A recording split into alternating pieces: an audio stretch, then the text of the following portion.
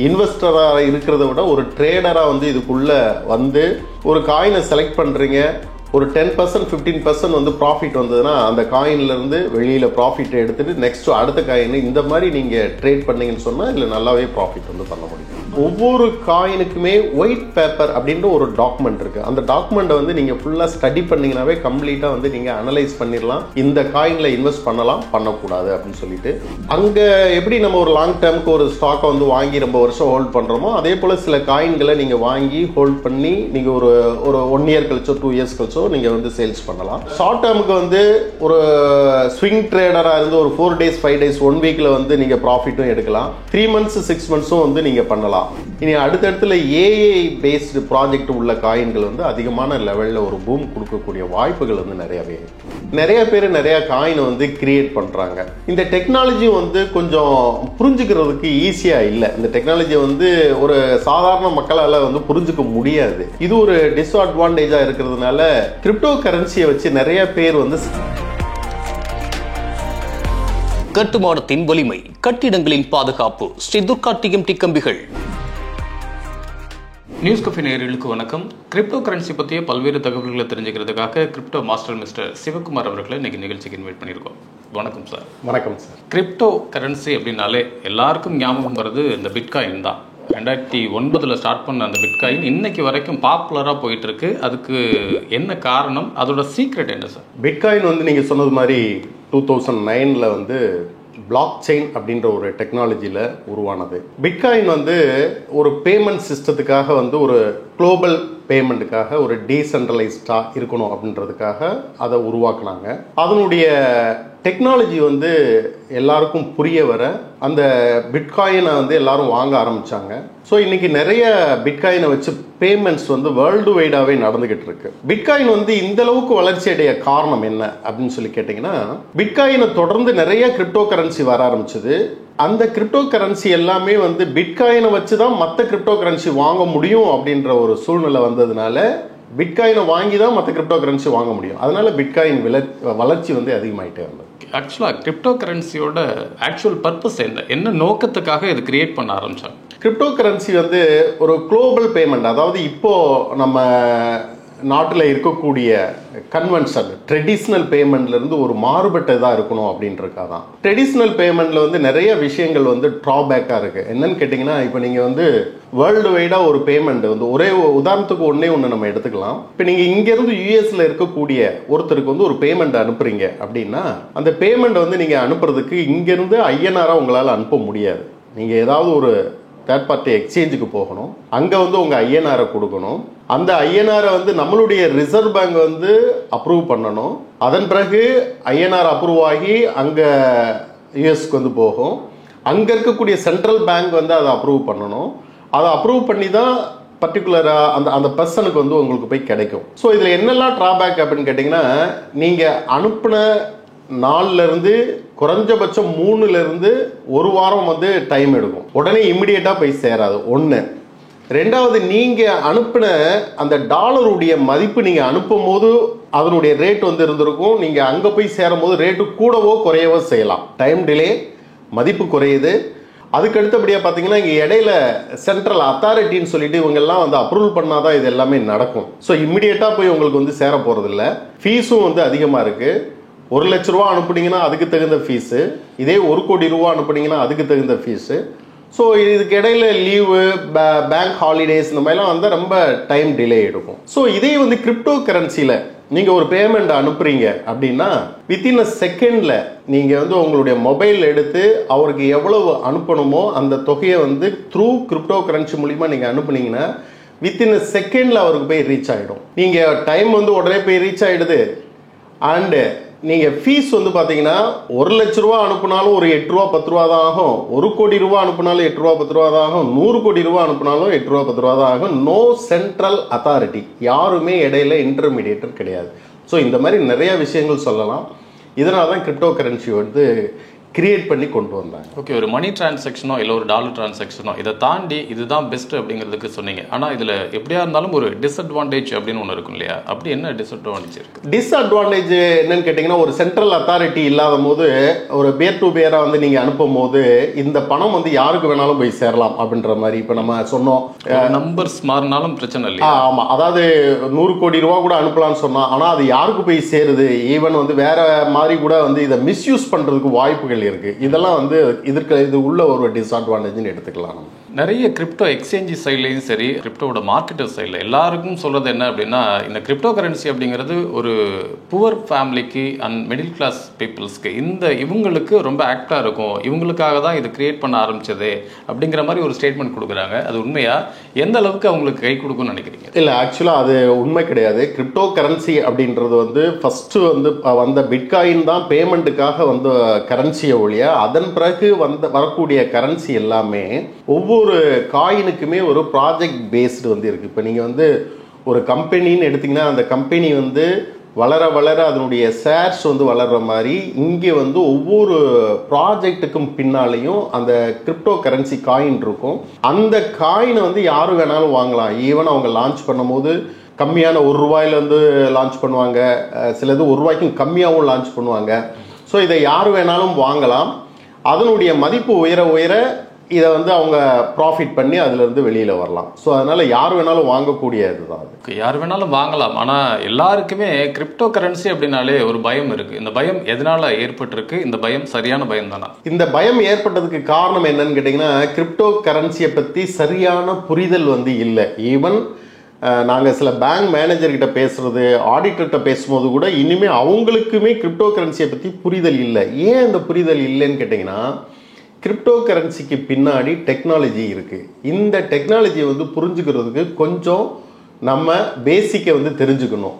So இந்த crypto கரன்சியை வந்து நீங்கள் புரிய ஆரம்பிச்சிங்கன்னா, கிரிப்டோ கரன்சின்றது பிளாக் செயின் அப்படின்ற ஒரு டெக்னாலஜியில் ஃபங்க்ஷன் ஆகுது. அந்த பிளாக் செயின் டெக்னாலஜி நீங்கள் புரிஞ்சுக்கிட்டீங்கன்னா உங்களுக்கு இந்த பயம் வந்து நிச்சயமாக இருக்கவே இருக்காது. ஒரு காமன் பீப்புளுக்கோ இல்லை ஒரு இன்வெஸ்டர்ஸ்க்கோ கிரிப்டோ கரன்சி அட்மைட் பண்ணுறதை தாண்டி இந்த ஹேக்கர்ஸுக்கு அது வந்து ரொம்ப பிடிச்சிருக்கு அப்படிங்கிற மாதிரியான ஒரு ஆர்டிக்கல் படித்தேன். ஸோ இந்த ஹேக்கர்ஸ் கிரிப்டோ கரன்சி இவ்வளோ வரவேற்கிறதுக்கு உண்டான காரணம் என்னவா இருக்கும்? இல்லை, ஹேக்கர்ஸ் வந்து ஹேக்கர்ஸ்ன்றது எல்லா லெவல்லையுமே இருப்பாங்க. ஈவன் நீங்கள் ஐஎன்ஆரில் கூட வந்து ஹேக் பண்ணுறவங்க இருப்பாங்க, நிறைய ஆப்ஸ் வந்து ஹேக் பண்ணுறவங்க இருப்பாங்க, டேட்டாஸ் வந்து ஹேக் பண்ணுறவங்க இருப்பாங்க. அந்த மாதிரி தான் கிரிப்டோ கரன்சிலையும் 1-2 ஹேக் பண்ணக்கூடியது இருக்குது. பட் அதிகமான அளவில் வந்து பார்த்தீங்கன்னா கிரிப்டோ கரன்சியில் ஹேக் பண்ணுறதுக்கான சாத்தியக்கூறுகள் இல்லை. ஏன்னு கேட்டிங்கன்னா, கிரிப்டோ கரன்சியில் இயங்கக்கூடிய இந்த டெக்னாலஜியே வந்து பார்த்தீங்கன்னா உங்களுக்கு ரொம்ப சேஃப் அண்ட் செக்யூரான விஷயம் தான். அதனால் ஹேக்கர்ஸ் வந்து இதில் அதிகமாக உள்ளே வர்றாங்க அப்படின்னு சொல்கிற விஷயங்கள் தவறான விஷயம்தான். ஓகே, ஒரு கிரிப்டோ கரன்சின்னு ஸ்டார்ட் பண்ணியாச்சு. முதல்ல ஸ்டார்ட் பண்ணப்போ பிட்காயின் ஒன்று ஆரம்பிச்சு இன்னைக்கு 13,217 காயின்ஸ் இன்னைக்கு மார்க்கெட்டில் இருக்குது. லாஸ்ட் 2023 மார்ச் கணக்கெடுப்பு படி பார்த்தோம்னாக்கா இவ்வளோ கிரிப்டோ கரன்சி அப்படின்னு என்ன காரணத்தினால உருவாகிட்டு இருக்கு? இவ்வளோ பெரிய மார்க்கெட்டில் எப்படி இதை ஸ்டாண்ட் பண்ண முடியும்? ஆக்சுவலாக 13,000 காயின் கிடையாது, கிட்டத்தட்ட இப்போ இன்னைக்கு ஸ்டேஜுக்கு வந்து பார்த்தீங்கன்னா கிட்டத்தட்ட 20 லட்சம் கிரிப்டோ கரன்சி வந்து இருக்குது. இந்த கிரிப்டோ கரன்சிக்கு வந்து ஒரு ரெகுலேஷன் வந்து இல்லை. இப்போ நீங்கள் வந்து ஒரு கம்பெனி, அந்த கம்பெனி வந்து ஒரு ஷேரை வந்து பப்ளிஷ் பண்ணுறாங்க அப்படின்னா அதுக்கு நிறைய ப்ரொசீஜர் இருக்குது. ஒரு ஐபிஓ வந்து பப்ளிஷ் பண்ணுறாங்கன்னா நிறைய ப்ரொசீஜர் இருக்குது. அதை எக்ஸ்சேஞ்சில் லிஸ்ட் பண்ணும் போது அதுக்கான சில ப்ரொசீஜர் அவங்க செபி இதெல்லாம் வந்து கண்ட்ரோல் பண்ணுறாங்க. பட் இங்கே வந்து அந்த மாதிரி அமைப்புகள் சோஃபார் ஏதோ ரெகுலேட் பண்ணக்கூடிய அமைப்புகள் இல்லாததுனால யாரெல்லாம் வந்து கிரிப்டோ கரன்சி பண்ணக்கூடிய அந்த விஷயங்களை தெரிஞ்சுக்கிட்டு, அந்த டெக்னாலஜியை தெரிஞ்சுக்கிட்டு யார் வேணாலும் கிரிப்டோ கரன்சி பண்ணலாம் அப்படின்னு தான் கிரியேட் பண்ணிட்டு இருக்காங்க. பட் நிறைய கிரிப்டோ கரன்சிகள் உருவாகினாலும் நல்ல ப்ராஜெக்ட் உள்ள காயின்களுக்கு எப்பயுமே அதுக்கான மதிப்புகள் வந்து இருக்குது. ப்ராஜெக்ட் உள்ள காயின் எப்போவுமே நிலைச்சிருக்கும். இப்போ ஒரு ஸ்டாக் மார்க்கெட் போனோம் அப்படின்னா ஒரு ஸ்டாக்கை எப்படி செலக்ட் பண்ணுறது அப்படிங்கிறதுக்கு நிறைய ஆப்ஷன்ஸ் இருக்குது. டோட்டலாகவே கிட்டத்தட்ட ஒரு 2,266 கம்பெனிஸ் இப்போ இது ஆல்ரெடி ஸ்டாக்ஸில் லிஸ்ட் ஆகிருக்கு. இவ்வளோதான். ஆனால் நீங்கள் சொல்கிற மாதிரி 2 லட்சம் காயின்ஸ் கிட்ட வந்துருச்சு. இவ்வளோ காயின்ஸில் நான் ஒரு காயினை செலக்ட் பண்ணணும், அதில் இன்வெஸ்ட் பண்ணணும் அப்படின்னா நான் எப்படி இதை சூஸ் பண்ணுறது ஃபஸ்ட்டு? அதாவது இதில் காயின்களை நீங்கள் செலக்ட் பண்ணுறதுக்கு எப்படி நீங்கள் அதில் வந்து நம்ம செலக்ட் பண்ணுறதுக்கு ஒரு ஃபண்டமெண்டல் அனலைஸ் வந்து நிறையா ஒரு கம்பெனியை பற்றி அவங்களுடைய ஹெல்த் ரெக்கார்ட்ஸ்லேருந்து அவங்களுடைய அசட்டை வந்து பார்க்குறதுலேருந்து அட்வைசர் பார்க்குறதுலேருந்து எல்லாமே பார்க்குறோமோ, அதே போல் ஒவ்வொரு காயினுக்கும் ஃபண்டமெண்டல் அனலைஸ் வந்து பண்ணுறதுக்கு நிறையவே பேராமீட்டர்ஸ் வந்து இருக்குது. ஸோ அதில் மொதல் பேராமீட்டர்ஸ் வந்து என்னன்னு கேட்டிங்கன்னா, ஒரு காயின் வந்து எதுக்காக கிரியேட் பண்ணாங்க, அந்த காயினுடைய யூஸ் கேஸ் என்ன, இதுதான் மெயினாக வந்து ஒருத்தர் பார்க்க வேண்டிய விஷயம். அந்த காயினை வந்து கிரியேட் பண்ணவங்களுக்கு என்ன எக்ஸ்பீரியன்ஸ், ஃபவுண்டிங் டீம் சொல்லுவாங்க, அந்த ஃபவுண்டிங் டீமுக்கு என்ன எக்ஸ்பீரியன்ஸ் இருக்குது, அந்த எக்ஸ்பீரியன்ஸ் வந்து எந்த ப்ராஜெக்டுக்காக உருவாக்கி இருக்கிறாங்க, அந்த காயின் வந்து கிரியேட் பண்ணது என்ன ப்ராப்ளத்தை வந்து சால்வ் பண்ணுது. ஏன்னா இது எல்லாமே டெக்னாலஜின்னு சொல்லிட்டோம். இந்த டெக்னாலஜியில் எந்த ப்ராப்ளத்தை வந்து அது சால்வ் பண்ணுது அப்படின்னு வந்து நீங்கள் அது எல்லாத்தையும் அனலைஸ் பண்ணி தென் வந்து நிறைய பேராமீட்டர்ஸ் வந்து இருக்குது. வால்யூம் வந்து செக் பண்ணணும், 24 hours வால்யூம் வந்து அது எப்படி ட்ரேட் ஆகுதுன்னு பார்க்கணும். தென் வந்து ரிட்டர்ன் ஆஃப் இன்வெஸ்ட்மெண்ட் எவ்வளோ கொடுத்துருக்கு அப்படின்னு சொல்லி பார்க்கணும். அதுக்கு அடுத்தபடியாக எல்லாத்தையும் விட முக்கியமாக ஒவ்வொரு காயினுக்குமே ஒயிட் பேப்பர் அப்படின்ற ஒரு டாக்குமெண்ட் இருக்குது. அந்த டாக்குமெண்ட்டை வந்து நீங்கள் ஃபுல்லாக ஸ்டடி பண்ணிங்கனாவே கம்ப்ளீட்டாக வந்து நீங்கள் அனலைஸ் பண்ணிடலாம், இந்த காயினில் இன்வெஸ்ட் பண்ணலாம் பண்ணக்கூடாது அப்படின்னு சொல்லிட்டு. இது எல்லாத்தையும் விட கொஞ்சமாவது நம்ம கிரிப்டோ கரன்சியை பற்றி தெரிஞ்சுக்கணுன்ற ஒரு பேசிக் நாலேஜை எடுத்துக்கிறது ரொம்ப ரொம்ப நல்லது. காயினை செலக்ட் பண்ணுறேன் அப்படிங்கிறது நான் ஃபண்டமெண்டலாக பார்த்துறேன். இந்த எக்ஸ்சேஞ்சில் போய் நான் ட்ரேட் பண்ணணும் அப்படின்னா சில கிரிப்டோ கரன்சியோட எக்ஸ்சேஞ்சை நான் எப்படி சூஸ் பண்ணுறது? எக்ஸ்சேஞ்ச் வந்து சூஸ் பண்ணுறதுக்கு இப்போ வந்து ட்ரஸ்டபுளாக இருக்கணும், இன்னொன்று சேஃபாக இருக்கணும். இதை நான் எப்படி கால்குலேட் பண்ணுறது? Yes, correct. அதாவது வந்து இப்போது நம்ம இந்தியாவை பொறுத்தளவுக்கு என்னன்னு கேட்டிங்கன்னா, எக்ஸ்சேஞ்சஸ் எல்லாமே வந்து ஃபினான்சியல் இன்டெலிஜென்ஸ் யூனிட் அப்படின்ற அமைப்பின் கீழ், இது வந்து ஃபினான்சியல் டிபார்ட்மெண்ட் கீழே வரக்கூடிய ஒரு அமைப்பு. இந்த அமைப்பில் வந்து நீங்கள் ரிஜிஸ்டர் பண்ணிவிட்டு ஒரு எக்ஸ்சேஞ்ச் வந்து ரன் பண்ணிங்கன்னா அது வந்து சேஃப் அண்ட் செக்யூர். ஏன்னு கேட்டிங்கன்னா, ஃபினான்சியல் இன்டெலிஜென்ஸ் யூனிட்டில் என்ன பண்ணுறாங்கன்னா, கம்ப்ளீட்டாக ஒரு டியூ டிலிஜென்ஸ் வந்து பார்த்துட்டு இன்கார்பரேஷன் எல்லா விஷயத்தையும் வந்து அவங்க பார்த்துட்டு தான் அந்த ரிஜிஸ்ட்ரேஷனே வந்து கொடுக்குறாங்க. ஸோ அந்த மாதிரி எஃப்ஐயூவில் ரிஜிஸ்டர் பண்ண எக்ஸ்சேஞ்சுக்குள்ளே நீங்கள் தாராளமாக வந்து காயின்களை வாங்கலாம், விற்கலாம். ஒரு ஸ்டாக் மார்க்கெட்டில் இன்வெஸ்ட் பண்ணோம் அப்படின்னா அதுலேயும் சம் ரிஸ்க் இருக்குது, அதே மாதிரி கிரிப்டோ கரன்சிலையும் சம் ரிஸ்க் இருக்குது அப்படின்னு சொல்கிறாங்க. ஸோ இது மாதிரி ஒரு ரிஸ்க் மேனேஜ்மெண்ட் அப்படின்னா இதில் என்ன ரிஸ்க்காக இருக்கும்? நீங்கள் ஸ்டாக் மார்க்கெட்டில் வந்து நம்ம வந்து பார்க்கும்போது பெரும்பாலும் வந்து அதில் இருக்க கம்பெனி ஷேர் வந்து ஒன்று விலை இறங்கும், ரிஸ்க்குன்றது ரொம்ப ரொம்ப கம்மி தான். ஏன்னு கேட்டிங்கன்னா, நிறைய செபியுடைய அமைப்பு இதெல்லாம் வந்து அவங்க அனலைஸ் பண்ணிட்டு தான் வந்து லிஸ்டிங்கே வருது. பட் இங்கே அந்த மாதிரி ஒரு ரெகுலேஷன் வந்து இல்லாததுனால, முதல்ல வந்து ஐபிஓ வந்து எப்படி ரிலீஸ் பண்ணி ஒரு ஷேரை வந்து லிஸ்ட் பண்ணாங்களோ அதே போல் இங்கேயும் வந்து ஐசிஓன்னு சொல்லிட்டு இனிஷியல் காயின் ஆஃபர் மாதிரி இங்கேயுமே வந்து காயினை வந்து பப்ளிஷ் பண்ணுவாங்க சோசியல் மீடியாவில். ஸோ அதன் மூலிமா வந்து காயினை வாங்கி சில பேர் வந்து பொய்யான காயின்களை, அதாவது வந்து ஒரு யூஸ் கேஸே இல்லாத காயின்களை உருவாக்கி அதன் மூலிமா நிறைய ரிஸ்க் வந்து எடுத்துக்கிட்டவங்க நிறைய பேர் உண்டு. பட் இப்பெல்லாம் எப்படின்னு கேட்டிங்கன்னா, எக்ஸ்சேஞ்சே வந்து அந்த செபி பண்ணுற வேலையை இவங்களே கண்ட்ரோல் பண்ணுறாங்க. ஐசிஓக்கு பதிலாக இனிஷியல் எக்ஸ்சேஞ்ச் ஆஃபர் அப்படின்னு சொல்லிட்டு எக்ஸ்சேஞ்சே வந்து என்ன பண்ணுறாங்கன்னா, ஒரு காயின் வந்து வருதுன்னு சொன்னால், லிஸ்ட் ஆகுதுன்னு சொன்னால் அந்த காயினை பற்றி ஃபுல்லாகவே இப்போ நம்ம பார்க்க வேண்டியதில்லை. பட் அவங்க டீம், எக்ஸ்சேஞ்சுக்குள்ளே இருக்க டீமே வந்து கம்ப்ளீட்டாக அவங்களுடைய ப்ராஜெக்ட் என்ன, ஃபவுண்டிங் டீம் என்ன, எவ்வளோ காயின் சப்ளை இருக்குது, டியூ டிலிஜென்ஸ் என்ன, எல்லாத்தையுமே பார்த்து உள்ளே கொண்டு வராங்க. ஸோ ஆகையால் பெரும்பாலும் அதில் வந்து ரிஸ்க்குக்கு வாய்ப்புகள் இல்லை. அப்படியும் இருந்தும் ஒரு சில காயின்கள் வந்து மேபி அது நடக்கிறதுக்கு வாய்ப்புகள் வந்து இருக்குது. ஸோ ஆகையால் எக்ஸ்சேஞ்சுக்குள்ளே ஒரு காயின் வந்து லிஸ்ட் ஆகுது அப்படின்னு சொன்னாவே நம்ம ஓரளவுக்கு ரிஸ்க்கை வந்து தவிர்க்கலாம். ஓகே, இப்போ ஸ்டாக் மார்க்கெட்டில் அப்படிங்கிறப்ப ஒரு லாங் டேர்ம் இன்வெஸ்ட்மெண்ட்டுக்கோ ஒரு ஷார்ட் டேர்ம் இன்வெஸ்ட்மெண்ட்டுக்கோ அப்படின்னு சொல்லிட்டு ஒரு ஸ்டாக்கை நம்ம சூஸ் பண்ணுவோம். இப்போ இந்த மாதிரி காயினில் இன்வெஸ்ட் பண்ணுறதும் அப்படின்னாக்கா ஒரு லாங் டேர்ம் இல்லை ஷார்ட் டேர்ம் என்ன மாதிரியான அடிப்படையில் இது கிரியேட் பண்ணப்பட்டிருக்கு, எதில் பண்ண பெஸ்ட்?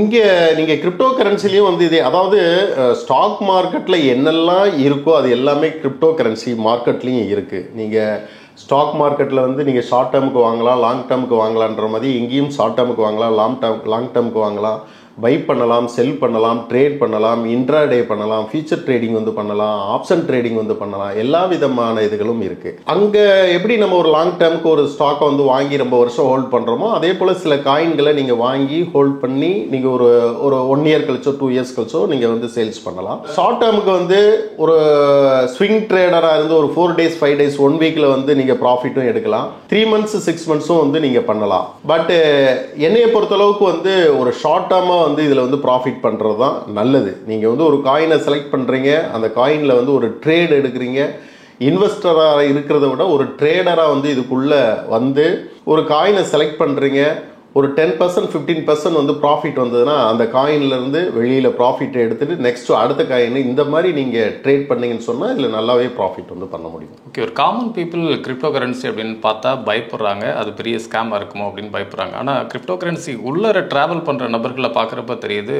ரொம்ப வெறித்தனமான செயல்களில் ஈடுபடுற மாதிரி இருக்குது. கிரிப்டோ கரன்சிங்கிறது ஒரு ஃபியூச்சரில் ஒரு பெரிய ஒரு விஷயத்தை கிரியேட் பண்ணும் அப்படிங்கிற மாதிரி வெறித்தனமாக போகிறாங்க. அதுக்கு பின்னாடி இருக்கிற சீக்ரெட் என்ன? எதை நம்பி அவங்க அப்படி ட்ராவல் பண்ணிட்டு இருக்காங்க? ஆக்சுவலாக கிரிப்டோ கரன்சி வந்து ஃபியூச்சர் மணி அப்படின்னு தான் இப்போது ட்ரெண்டிங்கில் வந்து எல்லா நாடுகள்லையும் எடுத்துக்கிட்டு இருக்காங்க. இதில் மெயினான ரீசன் என்னன்னு கேட்டிங்கன்னா, யங்ஸ்டர்ஸ் வந்து உள்ளே நிறையா வர ஆரம்பிச்சிருக்காங்க. கிரிப்டோ கரன்சிக்குள்ளே யங்ஸ்டர்ஸ் வந்து உள்ளே வர ஆரம்பிச்சிருக்காங்க. ஏன் யங்ஸ்டர்ஸ் வர ஆரம்பிச்சிருக்காங்கன்னா, அவங்களுக்கு வந்து இந்த டெக்னாலஜி வந்து புரியுது, அவங்களுக்கு இந்த சயின்ஸ் வந்து புரியுது. இப்போ நீங்கள் வந்து ட்ரெடிஷ்னல் மணியில் வந்து நிறைய நம்ம ஃபேஸ் பண்ணுறோம். ஒரு டிரான்சாக்ஷனாக இருக்கட்டும், மற்ற நம்ம ஒரு பேங்க்கு போகிறதா இருக்கட்டும். இப்போ நீங்கள் வந்து பேங்க்கில் போயிட்டு நீங்கள் ஒரு அக்கௌண்ட் ஓப்பன் பண்ணுறதா இருந்தால் ஏகப்பட்ட ஃபார்மாலிட்டிஸ் இருக்குது. அது நேஷனலைஸ் பேங்க்லாம் நீங்கள் போனீங்கன்னா ஒரு அக்கௌண்ட் ஓப்பன் பண்ணுறதுக்கு 1 வீக் வந்து ஒவ்வொருத்தருக்கும் வந்து அனுபவம் இருக்குது, ஏற்படுது. பட் இதே நீங்கள் கிரிப்டோ கரன்சியில் ஒரு அக்கௌண்ட் ஓப்பன் பண்ணணும்னா நீங்கள் ஜஸ்ட் வந்து ஃபியூ செகண்ட்ஸில் வந்து உங்களால் அக்கௌண்ட் வந்து ஓப்பன் பண்ண முடியும். ஸோ இன் ஃபியூச்சர் வந்து இந்த டெக்னாலஜி தான் எப்படி ஒவ்வொரு ஃபீல்டுலேயும் டெக்னாலஜி வந்து வளர்ந்துக்கிட்டே வருதோ, அதே போல் இந்த மணிலையும் இந்த டெக்னாலஜி வளர்றதுனால நிறைய பேர் வந்து இதில் இன்வால்வ் ஆகி இதுதான் ஃபியூச்சர் அப்படின்னு நினச்சி இதுக்குள்ளே நிறையா இன்வெஸ்ட் பண்ணுறாங்க. நீங்கள் சொல்கிற மாதிரி ஒரு வெறித்தனமாக உள்ள ட்ரேடிங்கும் பண்ணிட்டு இருக்கிறாங்க. இதில் நீங்கள் சொன்ன நிறைய அட்வான்டேஜஸ் இதை வச்சு தான் இவ்வளோ வெறித்தனமாக உள்ளார வந்துட்டு இருக்காங்க. ஆனால் இதை தாண்டி அதில் டிஸ்அட்வான்டேஜ் அப்படிங்கிறது கம்பல்சரி இருக்கணும். இந்த சீக்ரெட்டை நிச்சயமாக நீங்கள் ஓப்பன் பண்ணுவீங்கன்னு நினைக்கிறேன். என்ன மாதிரியான டிஸ்அட்வான்டேஜ் இருக்குது? டிஸ்அட்வான்டேஜ் என்னன்னு கேட்டிங்கன்னா, இதில் வந்து ரெகுலேஷன் வந்து இது வரைக்கும் சோஃபார் வரலை. இந்த ரெகுலேஷன் வராதனால என்ன ஆகுதுன்னு கேட்டிங்கன்னா, நிறைய பேர் நிறையா காயினை வந்து கிரியேட் பண்ணுறாங்க. இந்த டெக்னாலஜி வந்து கொஞ்சம் புரிஞ்சுக்கிறதுக்கு ஈஸியாக இல்லை. இந்த டெக்னாலஜி வந்து ஒரு சாதாரண மக்களால் வந்து புரிஞ்சுக்க முடியாது. இது ஒரு டிஸ்அட்வான்டேஜாக இருக்கிறதுனால கிரிப்டோ கரன்சியை வச்சு நிறைய பேர் வந்து ஸ்கேம் பண்ண ஆரம்பிக்கிறாங்க. ஸோ இந்த ரெகுலேஷன் வந்து வர ஆரம்பிச்சதுன்னு சொன்னால் இனிமே வந்து நல்லா இருக்கும் இந்த ஃபீல்டு. பட் இந்திய கவர்மெண்ட் இப்போ தான் கொஞ்சம் கொஞ்சமாக வந்து இதுக்கான ஸ்டெப்ஸ் வந்து எடுத்துக்கிட்டு இருக்கிறாங்க. 2023 மார்ச்சுக்கு முன்னாடி வரைக்கும் எஃப்ஐ ரிஜிஸ்ட்ரேஷன்ன்றது ஒன்று கிடையாது. இப்போ அதை கொண்டு வந்துட்டாங்க. அதே போல் கிரிப்டோவை வந்து வாங்குறதுக்கு விற்கிறதுக்கு வந்து நீங்கள் எங்கே வேணாலும் வாங்கலாம் விற்கலாம் அப்படின்ற மாதிரி அந்த இது இருந்தது. பட் இப்போ வந்து நீங்கள் கிரிப்டோ வாங்கினீங்கனாலும் விற்றாலும் கம்பல்சரி KYC மூலிமா விற்கணும் அப்படின்றது சொல்லியிருக்காங்க. அது மட்டும் இல்லாமல் கிரிப்டோவில் ஏர்ன் பண்ணக்கூடிய வருமானத்துக்கு டேக்ஸ் வந்து கட்டணும்னு சொல்லியிருக்காங்க. ஸோ இதெல்லாம் அட்வான்டேஜாக இருக்குது. டிஸ்அட்வான்டேஜ்னா நம்ம சொல்கிற மாதிரி இன்னும் அந்த ரெகுலேஷன் வராதனால யார் வேணாலும் காயினை கொண்டு வந்து உங்கள்கிட்ட இதுதான் கிரிப்டோ கரன்சின்னு சொல்லி ஸ்கேம் பண்ணுறதுக்கு வாய்ப்புகள் வந்து நிறையவே இருக்கிறதுனால, ஸோ இந்த விஷயமா தான் இப்போ இந்த ரெகுலேஷன் இல்லாத ஒரு பெரிய டிஸ்அட்வான்டேஜ்.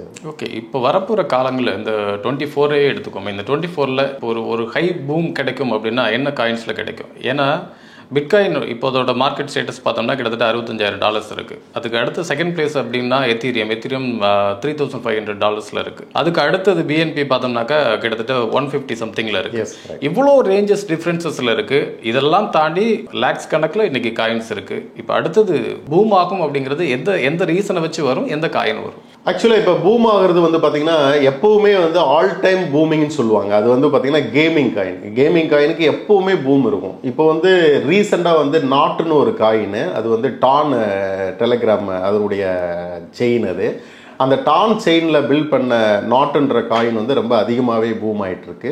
இப்போ இருக்கிற செக்டாரில் வந்து எது வந்து அதிகமான லாபத்தை கொடுக்கும் அப்படின்னு கேட்டிங்கன்னா AI காயின் வந்து நிறையா வந்துகிட்டு இருக்கு. Artificial intelligence coins and VR AR coins இது எல்லாமே வந்து அதிகமான லெவலில் வந்து பூம் ஆகிட்டுருக்கு.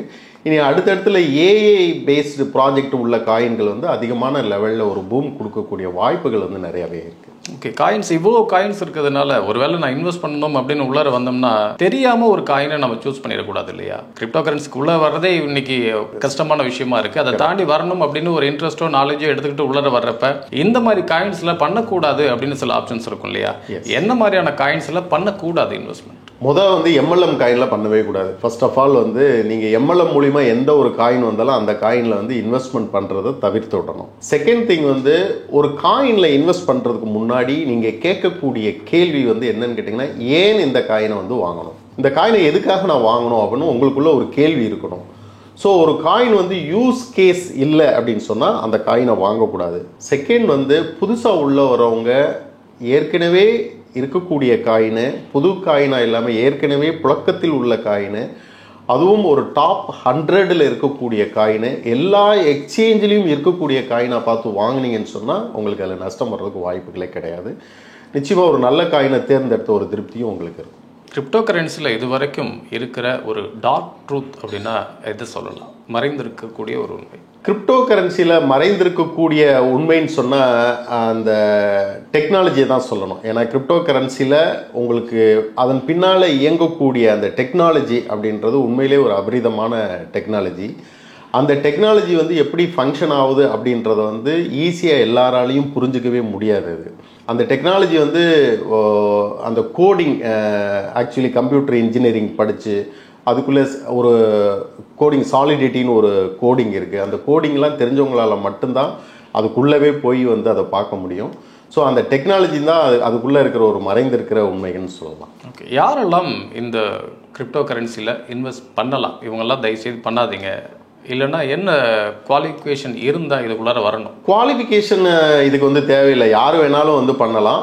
பேசிக்காக வந்து கிரிப்டோ கரன்சியை பற்றி கொஞ்சம் நாலேஜ் எடுத்துக்கிட்டு யார் வேணாலும் பண்ணலாம். யாரெல்லாம் பண்ணக்கூடாது அப்படின்னு கேட்டிங்கன்னா, கிரிப்டோ கரன்சியில் நான் 1 லட்ச ரூபாயை போட்டு எனக்கு வந்து கமிட்மெண்ட் இருக்குது, அந்த கமிட்மெண்ட்டை வந்து நான் இதன் மூலிமா வந்து நான் இது பண்ண போகிறேன், மாதம் எனக்கு ஒரு கமிட்மெண்ட் வரணும், இதுலேருந்து நான் பல கோடீஸ்வரன் ஆக போகிறேன் அப்படின்னு வந்து நினச்சிக்கிட்டு இதுக்குள்ளே வந்து அந்த பணத்தை, அதாவது வந்து நீங்கள் வெளியில் கடன் வாங்கி இல்லை வேறு ஏதாவது ஒரு பணத்தை வச்சு நகையை அடகு வச்சு அந்த மாதிரி வந்து இன்வெஸ்ட்மெண்ட் பண்ணாமல் உங்களுக்கு இருக்கக்கூடிய சேவிங்ஸ்ன்னு சொல்கிறத விட ஒரு எக்ஸ்ட்ரா இன்கம், இதை வந்து ஒரு இன்வெஸ்ட்மெண்ட்டுக்கு எடுத்துக்கலாம் அப்படின்னு நினைக்கிறவங்க அந்த இன்வெஸ்ட்மெண்ட்டை கிரிப்டோ கரன்சிக்குள்ள சரியான ப்ராஜெக்ட் உள்ள காயின்களில் அந்த காயின்கள்லையுமே பிரித்து இன்வெஸ்ட் பண்ணலாம். அதாவது ஒரே காயினில் வந்து நீங்கள் இன்வெஸ்ட்மெண்ட் பண்ணாமல் அதை வந்து ஒரு 10-15 காயினில் பிரித்து நீங்கள் இன்வெஸ்ட் பண்ணிங்கன்னா நிச்சயமாக உங்களுக்கு நல்ல ஒரு ப்ராஃபிட். இப்போ இந்த மாதிரி ஒரு சஜஷன் கொடுக்குறப்பே அதில் மிகப்பெரிய ஏதோ ரிஸ்க் இருக்குது அப்படிங்கிறத நம்ம மறைமுகமாக சொல்கிறோம் இல்லையா? என்ன ரிஸ்க் அது? அதாவது வந்து நீங்கள்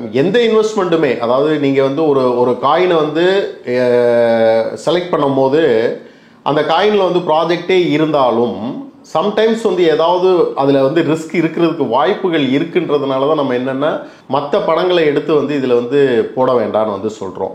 எல்லா பிஸ்னஸ்லையும் எல்லா இன்வெஸ்ட்மெண்ட்லையும் வந்து ரிஸ்க்ன்றது வந்து இருக்கும். எதுவுமே 100% வந்து சொல்லிட முடியாது. ஈவன் கரன்சியில் ரிஸ்க் என்னவாகலாம் ரிஸ்க் வரும்னு கேட்குறேன். அதாவது என்னெல்லாம் ரிஸ்க் வரும்னா, ஒரு காயின் வந்து மேபி உங்களுக்கு வந்து அந்த காயினில் ஏதாவது அந்த ப்ராஜெக்ட் பண்ணவங்களுக்கு ஒரு இஷ்யூ வந்து அதன் மூலிமா அந்த காயினே வந்து ஜீரோ ஆகக்கூடிய வாய்ப்புகள் கூட வரலாம். ஏன்னா அந்த மாதிரி சில காயின்கள்லாம் ஆகிருக்கு. ஸோ ஆகையால் வந்து ஒரே காயினில் நீங்கள் முழுசாக இன்வெஸ்ட்மெண்ட் பண்ணாமல் வெளியிலேருந்து நீங்கள் கடன் வாங்கி ரிஸ்க் எடுத்து இன்வெஸ்ட்மெண்ட் பண்ணாமல் இருக்கிறது நல்லது. ஏன்னா எதுவுமே வந்து 100% வந்து இது வந்து ப்ராஃபிட் கொடுத்துட முடியும், ரிஸ்கே இல்லை அப்படின்னு எந்த ஃபீல்டுமே நம்ம சொல்ல முடியாது. கிரிப்டோ கரன்சி அந்த மாதிரி தான். நீங்கள் ஒரு 20 காயினில் இன்வெஸ்ட் பண்ணுறீங்க அப்படின்னா 1-2 காயின் வந்து மேபி அந்த மாதிரி ஏதாவது நடந்தால் கூட மீதி இருக்கிற காயின்லாம் உங்களுக்கு ப்ராஃபிட் பண்ணி கொடுத்துரும். ஸோ ரிஸ்க் இல்லாமல் நீங்கள் ரிஸ்க்கை தவிர்த்துடலாம். கிரிப்டோ கரன்சி பற்றி நிறைய விஷயங்கள் எங்களோட இன்னைக்கு நிகழ்ச்சியில் ஷேர் பண்ணிக்கிட்டீங்க. இது விஷயமா இன்னும் அடுத்தடுத்த நிகழ்ச்சிகளை தொடர்ந்து பேசுவோம். இன்னைக்கு நிகழ்ச்சிக்கு வந்து மிக்க நன்றி. நன்றி சார். மீண்டும் மற்றொரு நிகழ்ச்சியில் சந்திப்போம். வணக்கம். இந்த வீடியோ உங்களுக்கு பிடிச்சிருந்தா லைக் பண்ணுங்க, ஷேர் பண்ணுங்க, கமெண்ட் பண்ணுங்க. மறக்காம பெல் பட்டனை கிளிக் பண்ணிட்டு சப்ஸ்கிரைப் பண்ணிடுங்க.